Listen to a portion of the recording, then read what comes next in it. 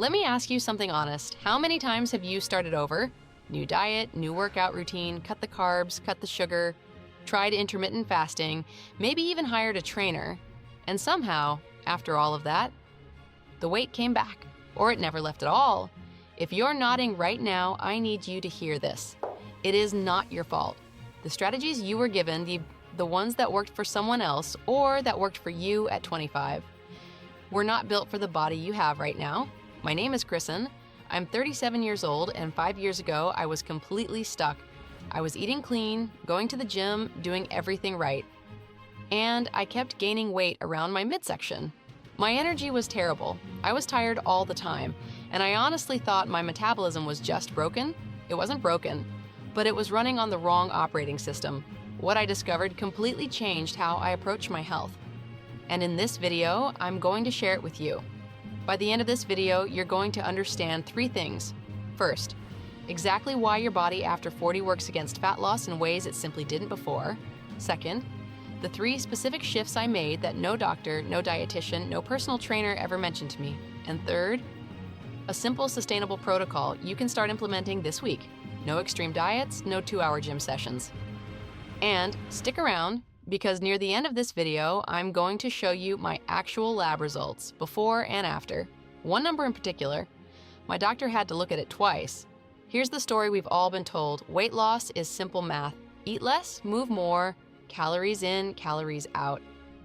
And for a lot of people in their 20s, that formula works, temporarily. But here's what happens after 30, 35, 40. When you chronically eat less, most especially below what your body needs, it doesn't cooperate, it adapts. Your resting metabolic rate slows down, you burn fewer calories just being alive. Cortisol, your stress hormone, rises, and cortisol's job, evolutionarily speaking, is to store fat, particularly around the abdomen. And your hunger hormones go haywire. Ghrelin spikes, that's the hormone that makes you hungry. Leptin drops, that's the hormone that tells you you're full. So you eat less, feel more hungry, burn fewer calories, store more fat, and then someone tells you that you need more discipline. That's not a willpower problem, that's a biological response to the wrong strategy. Now, this is where I want to speak directly to both the men and the women watching this, because the hormonal story is slightly different for each of you, but the outcome is exactly the same for men.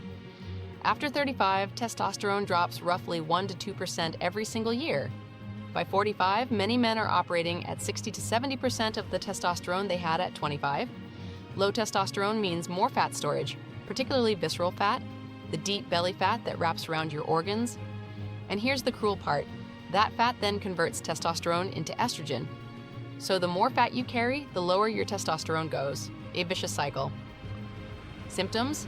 Harder to lose weight, harder to build muscle, low energy, carrying weight in places you never used to. Sound familiar? For women, the hormonal shift starts with declining estrogen and progesterone, often beginning in the mid-30s and accelerating toward perimenopause. What most women don't realize is that estrogen actually helps regulate cortisol, helps with insulin sensitivity, and helps your body prioritize fat burning over fat storage. As estrogen declines, cortisol becomes harder to manage. Insulin resistance often increases, and fat distribution shifts from hips and thighs toward the abdomen. If you've noticed your body changing in ways that seem unrelated to what you eat or how much you exercise, that's not in your head. That's hormonal. Here's what men and women share: cortisol dysregulation and insulin resistance.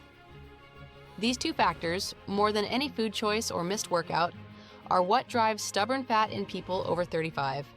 And both of them are completely addressable. That's what this video is about.